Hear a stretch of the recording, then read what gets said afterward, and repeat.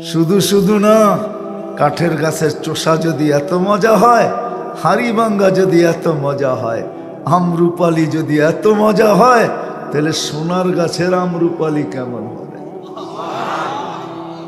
আমি এক দেশে সফর করছি, তো একটা ফল খাইছি আমি, ওটার ভিতরে 7টা গ্রান আছে, 7টা মজা আছে, 7টা কালার আছে। আমি শুধু ভাবতেছিলাম খালি শূন্যটা বাকি আছে। আল্লাহ জান্নাতে শূন্য লাগায়া 70 বানায় দিবে। যেখানে কামড় দিবে ওইখানে 70টা গ্রান, 70টা মজা, 70টা স্বাদ। সাহাবা শুধু শুধু পাগল হন নাই। আমি একটু বুঝানোর জন্য বলতেছি, আমাদের শিক্ষিত মানুষগুলো তো বসতে চায় না। যদি আল্লাহ করুক বুঝে আসো, প্রযুক্তির যুগ তো, সবার ঘরে দুনিয়া।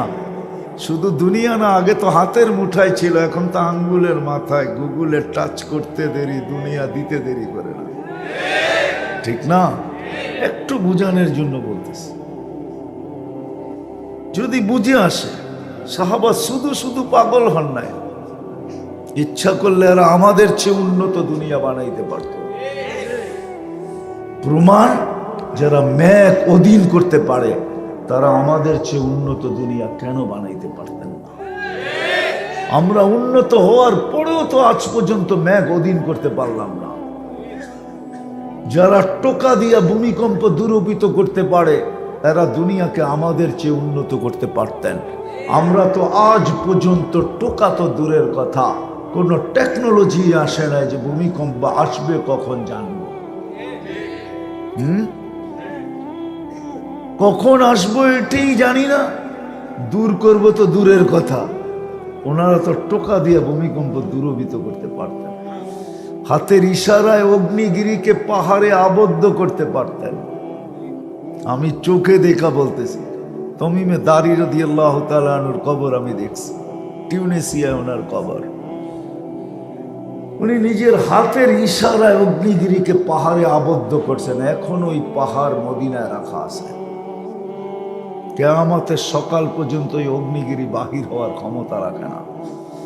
কেননা উনি আবদ্ধ করে বলছিলেন, লা তাখরুজি ইলা ইয়াউমিল কিয়ামা, আমি দুনিয়ার যেই কোনো প্রান্তে থাকি না কেন, তুই বাহির হইতে দেরি, আমি আয়েশা তোকে মারতে মারতে আবার ঢুকাবো। এখন তো ইশারায় ঢুকাইলাম, তখন তোকে মারতে মারতে ভিতরে ঢুকাবো।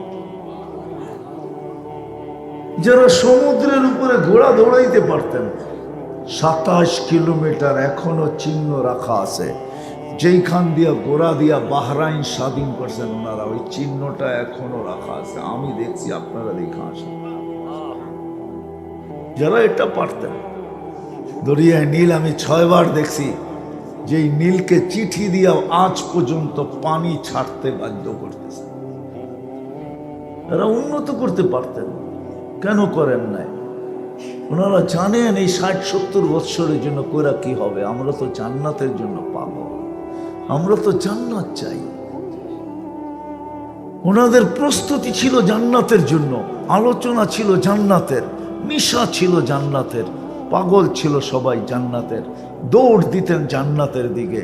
এই জন্য বাচ্চা পর্যন্ত জান্নাতের জন্য পাগল ছিল।